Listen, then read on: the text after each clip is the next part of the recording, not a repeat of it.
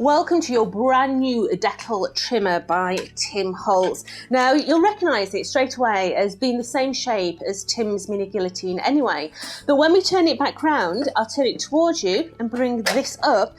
This here is actually a deckled edge. It's not a straight edge. It's going to give you that lovely torn deckle effect on all your cardstock.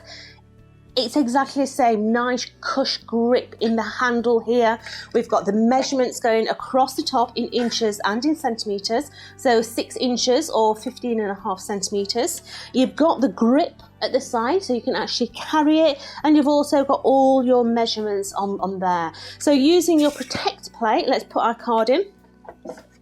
Using your little protectors to keep your fingers out of the way, bring it down. And instantly you have got, I'll place it onto the black so you can actually see, you have got that absolutely gorgeous deckle edge on that cardstock.